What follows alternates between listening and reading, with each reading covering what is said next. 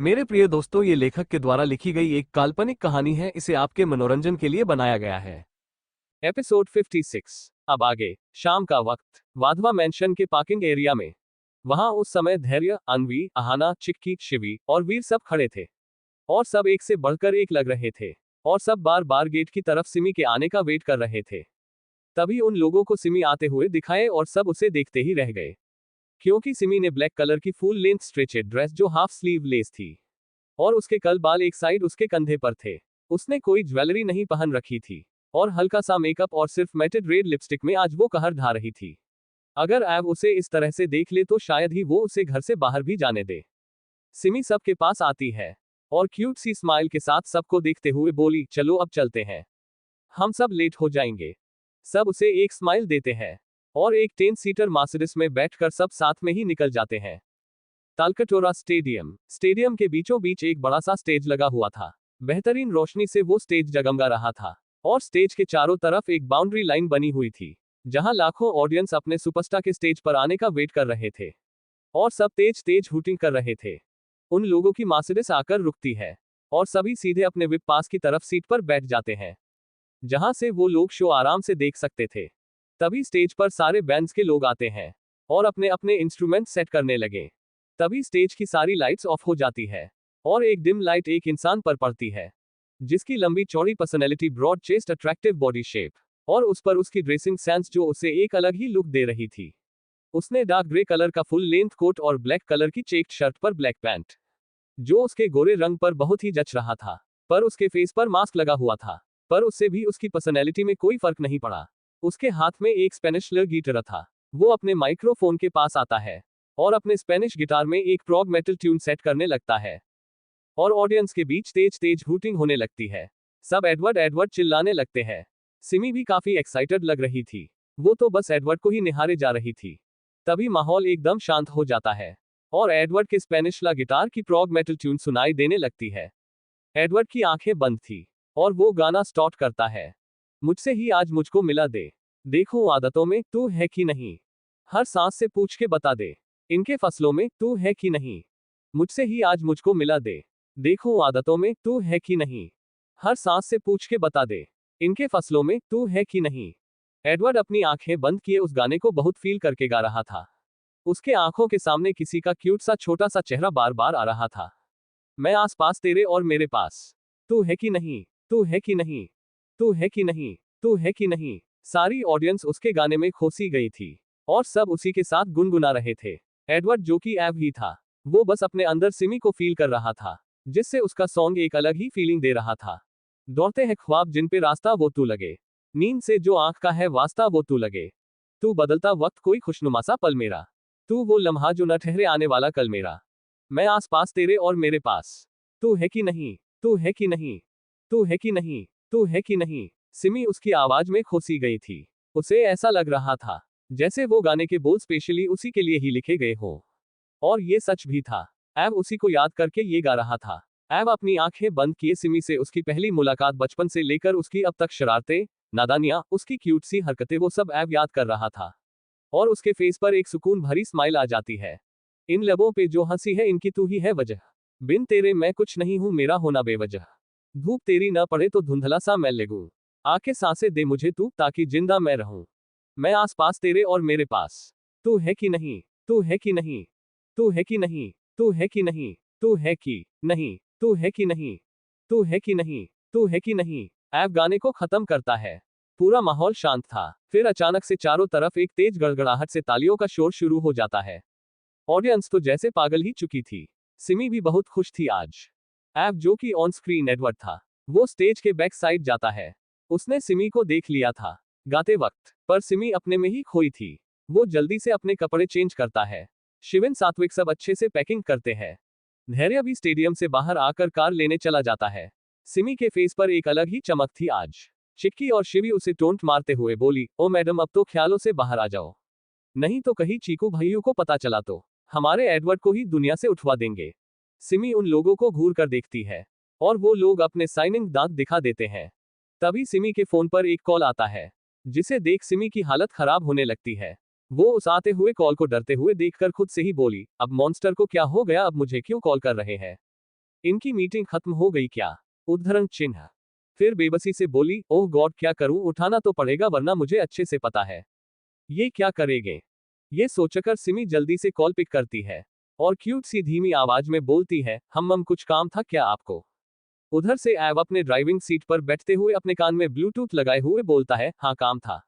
तुम इस टाइम जहां हो वहीं रहना, मैं आ रहा हूं तुमको लेने, और अगर तुम किसी के साथ गई तो याद रखना। ऐव की खुलेआम धमकी सुनकर सिमी का क्यूट सा चेहरा उतर जाता है और वो अपने मन मॉन्स्टर को कोसते हुए हम कह देती है। ऐव कॉल कट कर देता है। धैर्य मर्सिडीज लेकर आ चुका था। सभी एक एक करके बैठ गए, पर सिमी अभी तक मुंह लटकाए बाहर ही खड़ी थी। अन्वी उसे ऐसे खड़े देख पूछती है, क्या हुआ सिमी, आओ घर नहीं चलना क्या? सिमी बेबसी से मासूमियत भरी आवाज में बोली, वो आ रहे हैं मुझे लेने और उन्होंने कहा है कि मैं उनके साथ जाऊंगी। चिक्की सिमी के मजे लेते हुए बोली, ओह तो एक दिन की भी दूरी अब बर्दाश्त नहीं हो रही। क्या बात है, वो आ रहे हैं लेने? उद्धरण चिन्ह। सिमी चिढ़ते हुए बोली, देखो चिक्की मेरा खुद ही मन नहीं है उनके साथ जाने का, पर तुम सब अच्छे से जानते हो उनको, इसलिए मुझे जलाओ मत यहाँ, और जाओ तुम सब। ये कहकर वो उन सब से मुंह फेर लेती है। धैर्य कार से बाहर निकलकर सिमी को कुछ कहने ही वाला था कि तभी एक कार की तेज रोशनी सिमी पर पड़ती है और हॉर्न की आवाज आती है। सिमी कार की तरफ देख समझ जाती है कि ये किसकी कार है। वो एक बार सभी को अपनी पुरानी आदत की वजह से आस भरी नजरों से देखती है कि कोई जाकर उसके मॉन्स्टर से कह दे कि सिमी हमारे साथ जाएगी आपके साथ नहीं। पर हमेशा की तरह ऐसा कुछ नहीं होता। धैर्य वापस कार में बैठ जाता है और सिमी अपना छोटा सा सर नीचे झुकाए ऐव की कार की तरफ बढ़ जाती है। तो क्या कभी सिमी के सामने एडवर्ड और ऐव की सच्चाई आ पाएगी? एपिसोड 57। सिमी मुंह लटकाए कार की तरफ चली जाती है और उनकी मर्सिडीज भी वहां से निकल जाती है। कार के गेट पहले से ही ओपन था तो सिमी जाकर सीधे पैसेंजर सीट पर बैठ जाती है और विंडो से बाहर देखने लगती है। ऐव किसी से कॉल पे बात कर रहा था और सीट बेल्ट एडजस्ट कर रहा था। वो कॉल को कट करता है, फिर सिमी की तरफ बिना दिखे ही कैजुअली पूछता है, क्या हुआ माय क्यूट बेबी, तुम इतनी चुप क्यों हो? उद्धरण चिन्ह। सिमी उसकी आवाज सुनकर पाउट बनाते हुए उसकी तरफ देखते हुए बोली, मुझे उन लोगों के साथ जाना था। आपको पता है वो लोग कितना मस्ती करते हुए जाएंगे घर, पर अब मुझे एक नंबर के बोरिंग मॉन्स्टर के साथ जाना होगा जिसे रास्ते में भी काम बस काम करना रहता है। ये लाइन सिमी ने मन में अपने मॉन्स्टर को कोसते हुए बोली थी। ऐव अपने ब्लूटूथ को निकाल कर रखते हुए बोला, अभी तक ऐव ने सिमी को ध्यान से नहीं देखा था, पर अब मुझे क्या इसके आगे बोलो। सिमी फिर से अपने फूले हुए गालों पर प्यारा सा पाउट बनाते बोली, कुछ नहीं इसके आगे, आप ड्राइव करो। ऐव ये सुनते ही कार रोक देता है और सीधे सिमी की तरफ देखता है। सिमी विंडो की तरफ देख रही थी। ऐव ने देखा तो बेफिक्री के साथ था सिमी को, पर उसको देखते ही ऐव की आंख एकदम कठोर हो गई। सिमी को जब अपने ऊपर किसी की जानलेवा आंखें फील होती है तो वो हल्के हल्के डरते हुए धीरे से ऐव की तरफ देखती है तो एकदम से अपनी सीट पर जम जाती है। ऐव अपने जानलेवा आंखों से सिमी को ऊपर से लेकर नीचे तक स्कैन कर रहा था और सिमी की हालत खराब हो रही थी। ऐव सिमी से दांत पीसते हुए बोला, तुम्हारी हिम्मत कैसे हुई कि तुम इस तरह की ड्रेस और ऐसे रेडी होकर किसी गैर इंसान के कॉन्सर्ट में जाओ? सिमी डोर से चिपकते हुए क्यूट सी आवाज में हकलाते हुए बोली, वो मैं मुझे। ऐव अपनी सीट बेल्ट खोलते हुए गुस्से से बोला, क्लियरली बोलो। जब मैंने तुम्हें मना किया था कि तुम ऐसे कपड़े नहीं पहनोगी तो तुम अपने मन का करने की सोच भी कैसे सकती हो? सिमी रोनी सी शक्ल बनाकर बोली, वो मुझे नहीं पता था कि आप यहाँ आ जाओगे, वरना पक्का सच्ची मैं कभी नहीं पहनती। सिमी अपनी बड़ी बड़ी पलकें बार बार झपका कर किसी बच्चे की तरह अपनी पनिशमेंट से बचने के लिए ऐव को सफाई दे रही थी। ऐव उसकी बात सुनकर और गुस्सा हो जाता है और उसकी तरफ बढ़ते हुए बोला, अच्छा तो मैं अगर नहीं देखूंगा तो तुम अपने मन का करोगी है न अपने मन से ये बेकार से कपड़े पहनोगी, राइट? सिमी सीट पर पीछे जाते हुए अपनी नजर झुकाते हुए मासूमियत से बोली, मैं सच कह रही हूँ, अब से बिल्कुल नहीं पहनूंगी, पक्का सच्ची। ऐव सिमी की सीट को पूरा फ्लैट कर देता है और सिमी लगभग उस पर लेट जाती है और ऐव कार के विंडो और डोर को लॉक कर उसके ऊपर आते हुए उसके डरे हुए लेकिन बेहद क्यूट से चेहरे को देखते हुए बोला, कैसे मान लूं कि तुम अगली बार से ऐसा नहीं करोगी? उद्धरण चिन्ह। सिमी की तो अब सांस ही अटक चुकी थी। ऐव बिल्कुल उसके ऊपर करीब आ चुका था। वो अपने छोटे छोटे हाथों से ऐव के इतने ब्रॉड चेस्ट को पीछे करते हुए हकलाते हुए बोली, आप प्लीज ये क्या कर रहे हैं? हम रास्ते में हैं, आप ऐसा नहीं कर सकते। सिमी की इतनी मासूमियत भरी बातें सुन ऐव को हंसी और सिमी पर बेशुमार प्यार दोनों ही आ रहा था। वो उसके गले पर किस करते हुए बहुत प्यार से बोला, ओ माय क्यूट बेबी, तुम इतनी अलग क्यों हो यार? क्यों तुम इतनी क्यूट हो? Really I really love. I've ये बोलकर एकदम से चुप हो जाता है। अब आगे सिमी मुंह लटकाए कार की तरफ चली जाती है और उनकी मर्सिडीज भी वहां से निकल जाती है। कार के गेट पहले से ही ओपन था तो सिमी जाकर सीधे पैसेंजर सीट पर बैठ जाती है और विंडो से बाहर देखने लगती है। ऐप किसी से कॉल पे बात कर रहा था और सीट बेल्ट एडजस्ट कर रहा था। वो कॉल को कट करता है, फिर सिमी की तरफ बिना दिखे ही कैजुअली पूछता है, क्या हुआ माय क्यूट बेबी, तुम इतनी चुप क्यों हो? उद्धरण चिन्ह। सिमी उसकी आवाज सुनकर पाउट बनाते हुए उसकी तरफ देखते हुए बोली, मुझे उन लोगों के साथ जाना था। आपको पता है वो लोग कितना मस्ती करते हुए जाएंगे घर, पर अब मुझे एक नंबर के बोरिंग मॉन्स्टर के साथ जाना होगा जिसे रास्ते में भी काम बस काम करना रहता है। ये लाइन सिमी ने मन में अपने मॉन्स्टर को कोसते हुए बोली थी। एव अपने ब्लूटूथ को निकाल कर रखते हुए बोला, अभी तक एव ने सिमी को ध्यान से नहीं देखा था, पर अब मुझे क्या इसके आगे बोलो। सिमी फिर से अपने फूले हुए गालों पर प्यारा सा पाउट बनाते बोली, कुछ नहीं इसके आगे, आप ड्राइव करो। एव ये सुनते ही कार रोक देता है और सीधे सिमी की तरफ देखता है। सिमी विंडो की तरफ देख रही थी। एव ने देखा तो बेफिक्री के साथ था सिमी को, पर उसको देखते ही एव की आंख एकदम कठोर हो गई। सिमी को जब अपने ऊपर किसी की जानलेवा आंखें फील होती है तो वो हल्के हल्के डरते हुए धीरे से एव की तरफ देखती है तो एकदम से अपनी सीट पर जम जाती है। एव अपने जानलेवा आंखों से सिमी को ऊपर से लेकर नीचे तक स्कैन कर रहा था और सिमी की हालत खराब हो रही थी। एव सिमी से दांत पीसते हुए बोला, तुम्हारी हिम्मत कैसे हुई कि तुम इस तरह की ड्रेस और ऐसे रेडी होकर किसी गैर इंसान के कॉन्सर्ट में जाओ? सिमी डोर से चिपकते हुए क्यूट सी आवाज में हकलाते हुए बोली, वो मैं मुझे। एव अपनी सीट बेल्ट खोलते हुए गुस्से से बोला, क्लियरली बोलो। जब मैंने तुम्हें मना किया था कि तुम ऐसे कपड़े नहीं पहनोगी तो तुम अपने मन का करने की सोच भी कैसे सकती हो? सिमी रोनी सी शक्ल बनाकर बोली, वो मुझे नहीं पता था कि आप यहाँ आ जाओगे, वरना पक्का सच्ची मैं कभी नहीं पहनती।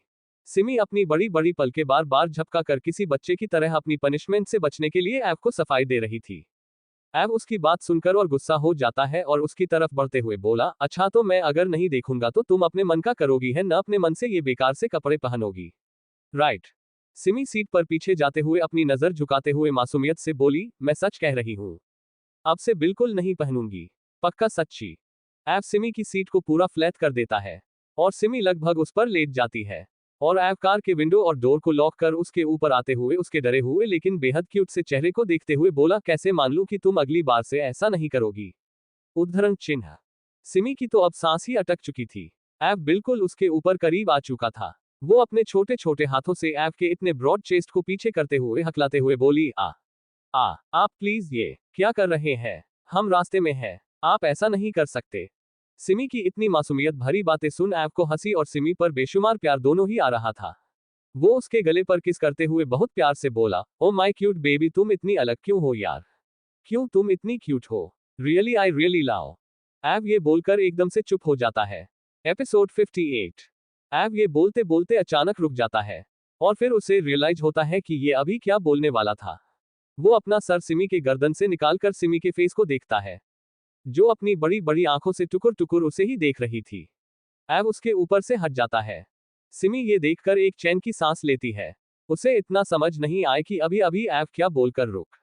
उसे बस इस बात की खुशी थी कि वो आज फिर मॉन्स्टर से बच गई। एव उसके माथे पर किस करता है और फिर उसको ड्रेस देते हुए बोला, लो पहनो इसे और नेक्स्ट टाइम से ऐसे कपड़े मत पहनना।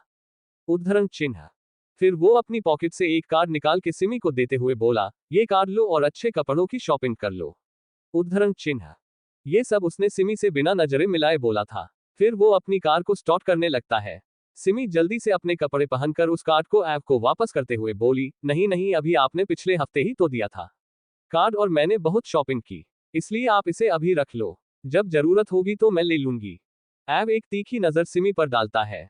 सिमी तुरंत उस कार्ड को अपने पास रख लेती है और जबरदस्ती हंसते हुए बोली, अरे अरे मैंने ले लिया और मैं कल ही जाऊंगी चिक्की के साथ शॉपिंग, पक्का। एव कुछ नहीं बोलता और सामने देखने लगता है। एव हमेशा सिमी की हर छोटी से बड़ी चीजों का ख्याल रखता आया है। फिर चाहे सिमी के लिए शॉपिंग, उसकी पढ़ाई, उसका करियर, हर एक चीज का वो ख्याल रखता था। वो दोनों सीधे वाधवा मेंशन के लिए निकल जाते हैं। कुछ ही देर में वो लोग मेंशन पहुंचते हैं। एव सिमी को कार से बाहर निकालता है और उसे कुछ इन्फॉर्म करते हुए बोला, कल मैं आउट ऑफ टाउन जा रहा हूँ प्रोजेक्ट के लिए, इसलिए कॉलेज में अपने मन का कुछ भी करने की जरूरत नहीं, क्योंकि मेरी नजर तुम पर ही रहेगी। तो ये मत सोचना कि तुम वहां के किसी भी लड़के से बात कर सकती हो। सिमी चुपचाप एक बच्चे की तरह अपनी गर्दन हमें हिला देती है। ऐव एक स्माइल करके सिमी के बिल्कुल लाल हो चुके होठों पर स्मूच किस कर लेता है और उसका हाथ पकड़ मेंशन के अंदर आता है। सिमी तो बस पाउट बनाकर अपने मन में यही सोच रही थी कि आखिर ये मॉन्स्टर चाहता क्या है। कम से कम जिस दिन खुद कॉलेज ना आए उस दिन तो उसे एंजॉय करने दे। पर नहीं, इन्हें तो नजर रखना है मुझ पर। हाँ, ऐव के मन में आज एक अलग ही उथल पुथल मची हुई थी। उसे खुद कुछ समझ नहीं आ रहा था जो वो कार में बोलने वाला था। दोनों अपने अपने कमरे में आते हैं और सिमी फ्रेश होकर सो जाती है। पर ऐव की आंखों में आज नींद नहीं थी। वो बालकनी के काउच पर बैठकर सिगरेट की लंबी लंबी कस लिए जा रहा था। पर अभी तक वो कुछ समझ नहीं पा रहा था। जहां दो प्यार करने वालों की मोहब्बत का आगाज हो चुका था, वहीं दूसरी ओर मित्तल हाउस में सनम ड्रिंक्स पर ड्रिंक्स किए जा रही थी। उसकी आंखों में बस सिमी और ऐव का साथ साथ बातें करते हुए, ऐव को सिमी की केयर करते हुए यही सारी इमेज आ जा रही थी। सनम मित्तल की मां नहीं थी। उसकी फैमिली में सिर्फ उसके पापा थे, जो एक नंबर के लालची इंसान थे, और वो इस वक्त अपनी बेटी को और ड्रिंक न करने से रोक रहे थे। पर सनम की आंखों में इस वक्त जलन, गुस्सा, नफरत सिमी के लिए साफ साफ दिख रही थी। सनम के पापा सनम को समझाते हुए बोले, बेटा बस करो, क्यों इतना ड्रिंक कर रही हो? और तुम्हारी कॉलेज में अखंड से बात हुई? उद्धरण चिन्ह। अखंड का नाम सुनते ही सनम रोने लगती है और रोते हुए बोली, डैड आपको पता है, वो मेरी तरफ देखता तक नहीं, मुझसे बात तक नहीं करता। वो बस उस बहन जी टाइप दो कौड़ी की लड़की सिमिका जिसका न कोई बैकग्राउंड है और न कोई स्टेटस, वो बस उसी से बात करता है। मैं क्या करूं डैड? फिर आगे रोते हुए बोली, मुझे लगा था कि बचपन में बस ऐसे ही उसकी केयर करता है, पर जब मैं एब्रॉड से आई तो मैंने देखा कि अब बचपन से भी ज्यादा उसकी केयर करने लगा है। मैं उस सिम्हिका को जिंदा मार देना चाहती हूँ डैड, मुझे नफरत है उसके भोले चेहरे से। उद्धरण चिन्ह। सनम के पापा अपनी बेटी को चुप कराते हुए बोले, बेटा तुम शांत हो जाओ, और एक बात हमेशा याद रखना, जो लड़की वाधवा खानदान की बड़ी बहू बनेगा वो पूरी दुनिया पर राज करेगा। क्योंकि अखंड वाधवा बिजनेस में बहुत आगे बढ़ चुका है। देश विदेश के लोग उससे बिजनेस के लिए मरे जा रहे हैं। पर उसने पता नहीं क्यों अपने इतने बड़े प्रोजेक्ट में उस समीर लूथरा को पार्टनर बनाया।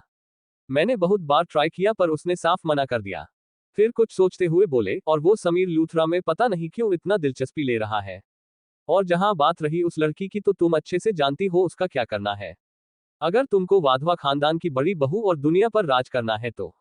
ये बात कहकर वो एक मक्कार की तरह हंसने लगते हैं, और सनम के चेहरे पर भी एक शैतानी मुस्कुराहट आ जाती है। वो शातिर स्माइल करते हुए बोली, यस डैड योर राइट, शादी तो मैं ही करूंगी उससे, पर सबसे पहले उस यूजलेस गवार लड़की को हटाना पड़ेगा। अगली सुबह ऐव अपने प्रोजेक्ट के लिए समीर लूथरा के साथ आउट ऑफ टाउन चला गया था, और बाकी सब कॉलेज आ चुके थे। सिमी ने आज फ्लोरल पिंक फ्रॉक पहन रखा था। वो उसमें एक डॉल लग रही थी।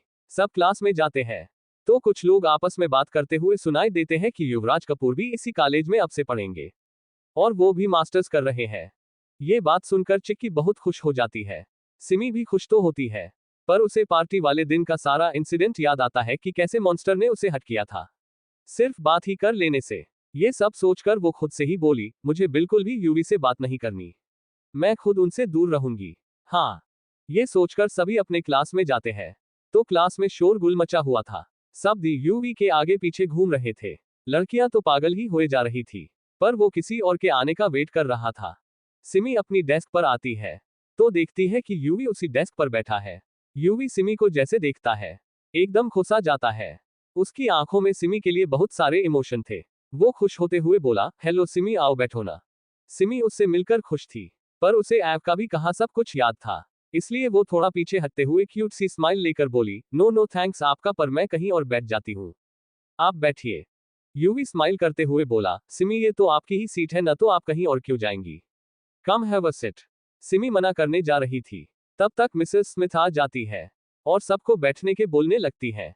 सिमी भी न चाहते हुए यूवी के साथ बैठ जाती है। यूवी तो जैसे यही सब चाह रहा था, वो बहुत खुश हो जाता है।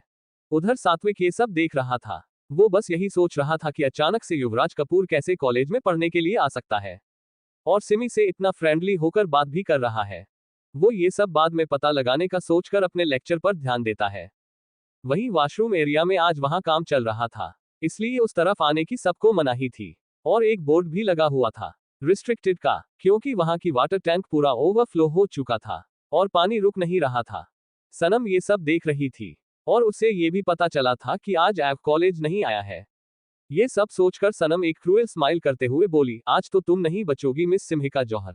बहुत शौक है ना तुम्हें वाधवा खानदान की बहू और मेरे ऐप की वाइफ बनने का।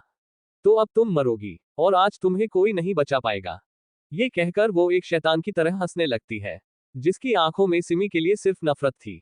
तो आखिर कौन बचाएगा सिमी को सनम के खतरनाक इरादे से? क्या ऐव आ पाएगा सिमी को बचाने? एपिसोड 59। क्लासरूम में मिसेस स्मिथ की क्लास खत्म होती है और सिमी यूवी को इग्नोर करके तुरंत अपनी दूसरी बुक्स निकाल कर पढ़ने लगती है। ऐसा नहीं था कि सिमी अपने साथ बैठे सुपरस्टार यूवी से बात नहीं करना चाहती थी, बस वो ऐप के कहे को फॉलो कर रही थी। यूवी सिमी की तरफ अपना हैंडसम फेस करते हुए एक डिसेंट स्माइल करते हुए बोला कि सिमी, जब हम लोग फ्रेंड्स हैं तो तुम मुझे ऐसे इग्नोर क्यों कर रही हो? क्या मैंने तुम्हें हर्ट किया? सिमी जब यूवी की बात सुनती है तो अपने छोटे से चेहरे को जो बुक में घुसा रखी थी बाहर निकालते हुए एक प्यारी सी स्माइल के साथ बोली, नहीं तो आपने मुझे बिल्कुल भी हर्ट नहीं किया और मैं आपको कोई इग्नोर नहीं कर रही। मैं तो बस बुक पढ़ रही थी, क्योंकि सेमेस्टर एग्जाम आने वाले हैं न, इसलिए। सिमी की बात सुन यूवी को थोड़ी राहत मिली। उसे ऐसा लग रहा था कि सिमी उसे इग्नोर कर रही थी, पर अब उसे कुछ ठीक फील होता है। यूवी अपनी चार्मिंग स्माइल लिए सिमी की तरफ देखता है और फिर बोलता है, सिमी क्या तुम मेरे साथ आज डिनर पर चलोगी रात में?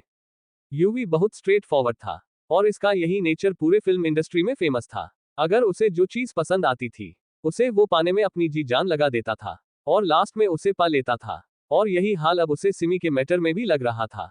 वो सिमी की क्यूटनेस, उसका भोलापन, उसका बात बात पर पाउट बना लेना और सिमी की पर्सनैलिटी, ये सब उसे बहुत अट्रैक्ट कर रही थी। इसलिए वो अब जल्द से जल्द सिमी को अपनी बनाना चाहता था और इसलिए उसने ये डिनर प्लान किया, जो कि सिर्फ डिनर नहीं, एक मैरिज प्रपोजल था सिमी के लिए।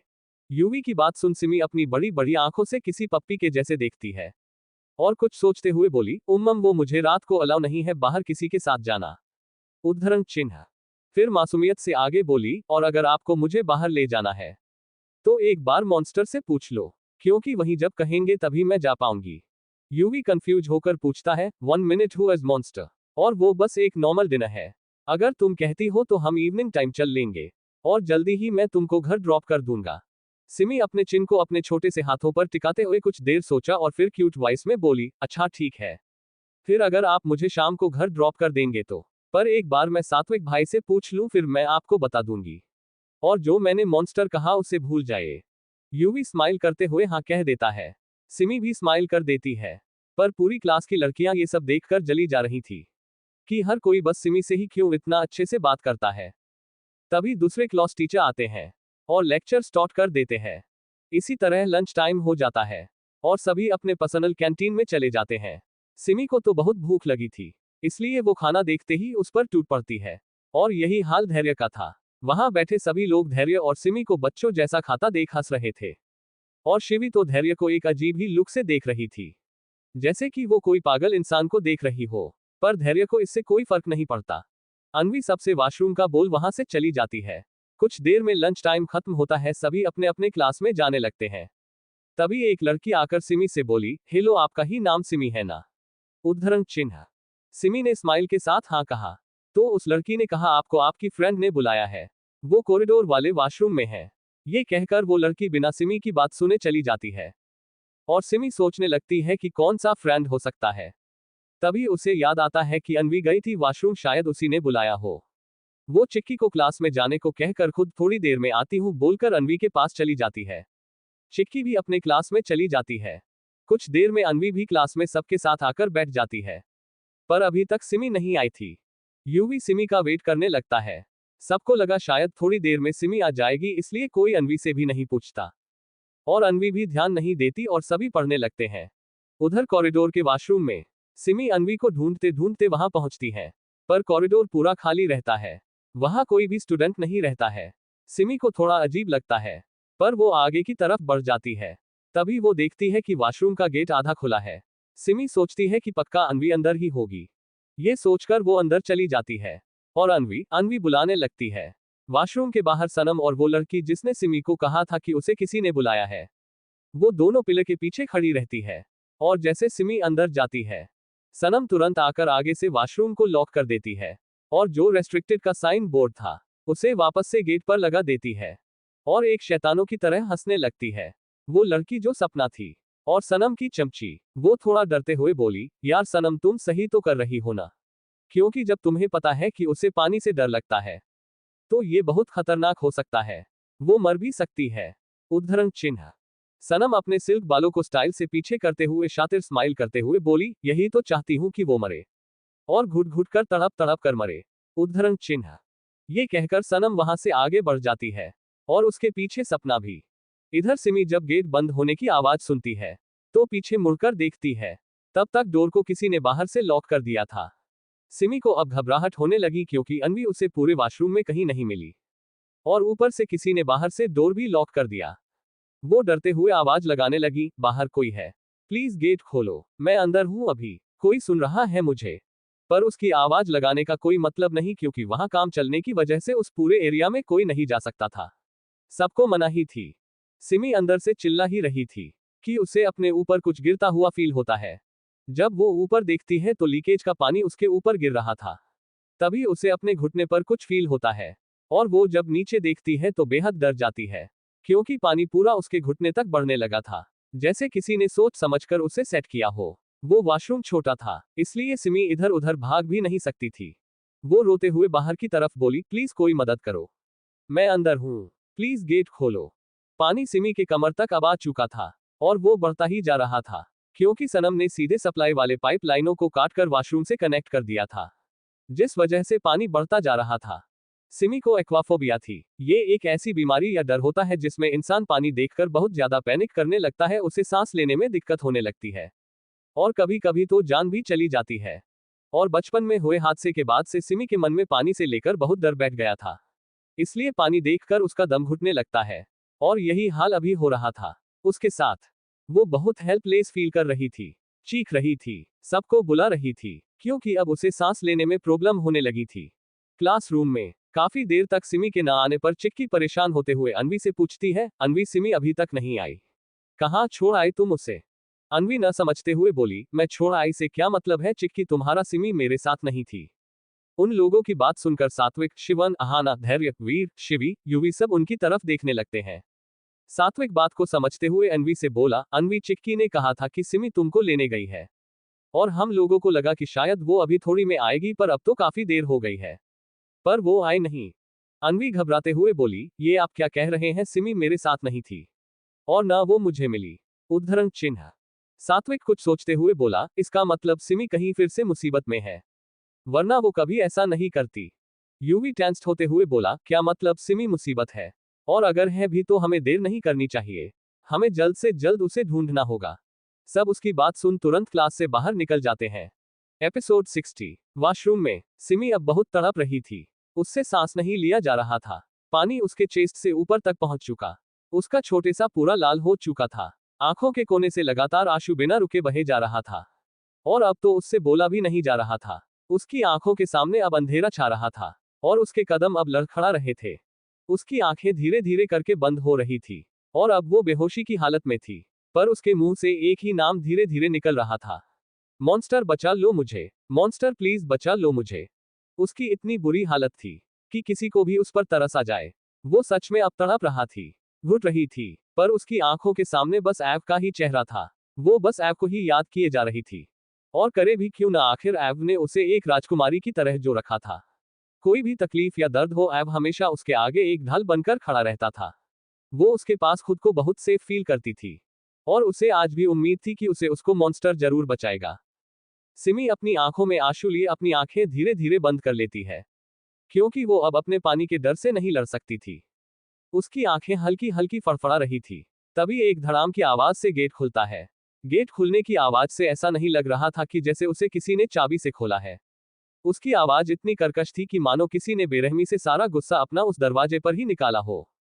जब दरवाजा खुलता है तो जो दरवाजे के सामने लंबा चौड़ा इंसान खड़ा था, वो जब अंदर का नजारा देखता है तो उसकी सांस मानो उससे कोई छीन के ले जा रहा हो, जैसे उसकी जिंदगी उससे दूर चली जाएगी अगर उसने अब एक भी पल गवाया तो। वो इंसान जल्दी से वॉशरूम के अंदर भागता है और सिमी, जो बिल्कुल निढाल होकर गिरने ही वाली होती है, वो तुरंत उसे अपने सीने से लगा लेता है। सिमी, जिसकी आंखें धुंधली हो चली थी, वो उन्हीं आंखों से सामने खड़े इंसान को देखती है जिसने उसे एक बच्चे की तरह अपनी बाहों में भर लिया था। सिमी अपनी लड़खड़ाती धीमी आवाज में बुदबुदाती है, आप आ गए, मुझे पता था। वो इतना कहकर ऐब की बाहों में किसी बेजान की तरह झूल जाती है। वो शख्स कोई और नहीं ऐब था। ऐब का फेस बिल्कुल इमोशनलेस था। वो बस सिमी को अपनी बाहों में कसकर पकड़ के खड़ा था। उसका चेहरा जितना शांत था, वो आने वाले तूफान का इशारा था, जो पता नहीं किसकी जिंदगी अब उजाड़ के ही शांत होगा। ऐब सिमी को जल्दी से उस वॉशरूम से बाहर लाता है और सिमी के छोटे से पीले पड़ गए फूल से चेहरे पर अपने गर्म हाथ रब करते हुए बोला, बेबी वेक अब, देखो मैंने तुम्हें फिर बचा लिया ना। तुम्हें कुछ नहीं होगा, मैं आ गया हूं। तुम बिल्कुल मत घबराओ। Open your eyes. सिमी उसकी बाहों में डर से बुरी तरह बेहोशी की हालत में भी कांप रही थी। तभी वहां सात्विक, यूवी, अहाना, अनवी, धैर्य, चिक्की, शिवी, वीर सभी आ जाते हैं और उन दोनों को ऐसे देख बिल्कुल शॉक्ड हो जाते हैं। सात्विक जल्दी से ऐब के पास जाता है और टेंशन में पूछता है, चीकू सिमी को क्या हुआ और ये ऐसे क्यों कांप रही है। ऐब बिना किसी इमोशन के बोला, जल्दी कार निकालो, हॉस्पिटल चलना है। ये कहकर वो सिमी को अपनी बाहों में ऐसे भर लेता है जैसे अभी कोई उससे उसका सब कुछ छीन ले जाएगा। सात्विक जल्दी से कार निकालने चला जाता है और सभी हॉस्पिटल के लिए निकल जाते हैं। Life line hospital. ये हॉस्पिटल वाधवा का ही था। ऐब कार से उतरकर सीधे हॉस्पिटल के अंदर जाते हैं। बाकी सब उसके पीछे पीछे जाते हैं। अनवी और चिक्की के तो आंसू ही नहीं रुक रहे थे। अहाना उन्हें संभाल रही थी। ऐब बिना सिमी को स्ट्रेचर पर लिटाए खुद उसे अपनी बाहों में ही सीधे वे इमरजेंसी वार्ड में ले जाता है। चूंकि ये हॉस्पिटल खुद ऐब का था, इसलिए कोई भी उसे कुछ भी बोलने की हिम्मत में करता, क्योंकि अखंड वाधवा का एक अपना अलग ही रुतबा और पावरफुल पर्सनैलिटी थी, जिसके आगे बड़े से बड़े लीडर्स, चेयरमैन, बिजनेसमैन सब गिनकर ही सांस लिया करते थे। ऐब सीधे सिमी को इमरजेंसी वार्ड में ले जाता है और उस हॉस्पिटल के सबसे सीनियर डॉक्टर को बुलाता है, जिसे स्पेशली विदेश से हायर किया गया था। वो डॉक्टर जल्दी से आकर सिमी को एक्समाइन करने लगता है। सब वार्ड के बाहर थे, शिवाय ऐब के। वो सिमी के साथ अंदर ही था। कुछ देर बाद डॉक्टर और ऐब बाहर आते हैं। ऐब का फेस अभी भी इमोशनलेस ही था, पर वहां खड़े सात्विक और शिविन ही बता सकते थे कि सिमी की ये हालत जिस किसी ने भी की होगी, उसकी अब दुनिया बदलने वाली है, क्योंकि ऐब का ये औरा हद से ज्यादा खतरनाक होता है। सात्विक आगे आकर डॉक्टर से पूछता है, doctor how is she. Doctor शांत लहजे में बोला, she is all right but इन्हें पैनिक अटैक आया था, जैसे इनका कोई बहुत पुराना डर इन पर हावी हो गया हो, और ये पानी में काफी देर तक थी, इसलिए इनकी बॉडी थोड़ी वीक हो चुकी है। उद्धरण चिन्ह। डॉक्टर आगे समझाते हुए बोले, और होश में आने के बाद इन्हें किसी भी तरह का स्ट्रेस न दिया जाए, और अटैक के बाद शायद उन्हें कुछ चीज न याद रहे जो अभी उनके साथ कुछ देर पहले हुआ, इसलिए आप लोग उनसे उस बारे में कोई जिक्र नहीं करे तो बेहतर है। डॉक्टर की बात सुन अनवी बोली, डॉक्टर क्या हम उससे मिल सकते हैं अभी। डॉक्टर बोले, वो अभी बेहोश है, इंजेक्शन दे दिया है, कुछ देर में होश आ जाएगा तो आप सब मिल सकते हैं। उद्धरण चिन्ह। ये कहकर डॉक्टर रिस्पेक्ट के साथ ऐब को देखकर वहां से चले जाते हैं और ऐब अपनी सिगरेट निकालकर बाहर चला जाता है। उसके पीछे सात्विक और शिविन भी चले जाते हैं। ऐब सिगरेट की कस लेते हुए उस पल को सोचने लगता है जब उसके सबसे भरोसेमंद गार्ड हरी का कॉल आता है, जब वो और समीर अपना काम खत्म करके वापस लौट रहे थे। फ्लैशबैक। ऐब और समीर अपने काम को पूरा कर वापस लौट रहे थे। तभी ऐब के फोन पर हरी का कॉल आता है। कॉल देखकर ऐब समझ जाता है कि जरूर कुछ सीरियस मैटर है, क्योंकि ऐब ने स्पेशली सिमी के लिए ही हरी को रखा था। ऐब कॉल पिक करता है। उधर से हरी सीरियस टोन में बोला, बॉस मैम मिसिंग है। हम लोगों ने उन पर नजर बनाए रखी थी, पर वो अब कहीं नहीं मिल रही। उद्धरण चिन्ह। इधर ऐब का फेस बिल्कुल डार्क हो जाता है। ये सुनकर ऐब बेहद खतरनाक आवाज में बोला, व्हाट डू यू मीन वो गायब है? तुम्हें अपनी जिंदगी की कोई फिक्र नहीं रही क्या अब जो तुम में इतनी हिम्मत आई कि तुम मुझे ये न्यूज दे सको? हरी घबराते हुए बोला, सॉरी बॉस, पर हम लोगों ने। तभी कॉल कट जाता है। ऐब कॉल कट करके अपने ड्राइवर से बहुत सख्त आवाज में बोला, कॉलेज ले चलो। ड्राइवर इतनी रुड आवाज सुन कांपते हाथों से जल्दी जल्दी कार ड्राइव करने लगता है। कॉलेज से वो लोग ज्यादा दूर नहीं थे, इसलिए बहुत जल्द ऐब की रेंज रोवर यूनिवर्सिटी के आगे रुकती है। ऐब तुरंत कार से बाहर एक हार्ड पर्सनैलिटी लिए उतरता है। उसने अपना कोट उतार रखा था। उसकी टाई की नॉट ढीली थी। ब्लू टाई और व्हाइट शर्ट और ब्लैक टेलर पैंट में उसकी पर्सनैलिटी उसे एक ग्रीक गॉड का लुक दे रही थी। सामने ही हरी उससे मिल जाता है। हरी जल्दी से ऐब को ग्रीट करता है और टेंशन में बोलता है, बॉस सब जगह चेक कर लिया, सीसीटीवी फुटेज में भी कुछ नहीं मिला। बस एक ही जगह नहीं चेक किया, पर उस जगह किसी का भी जाना इम्पॉसिबल है क्योंकि वहां काम चल रहा है। ऐब बस 2 शब्द बोलता है, कौन सी जगह? हरी जल्दी से, कॉरिडोर वाला वॉशरूम। ऐब बिना उसकी तरफ देखे सीधे उस जगह की ओर बढ़ जाता है। Flashback and. ऐब ये सब सोच रहा था, तभी कोई उसके कंधे पर हाथ रखता है और ऐब अपनी सोच से बाहर आता है और पीछे मुड़कर देखता है। इसी के साथ हम मिलते हैं अगले पार्ट में। पूरी स्टोरी सुनने के लिए सब्सक्राइब करें।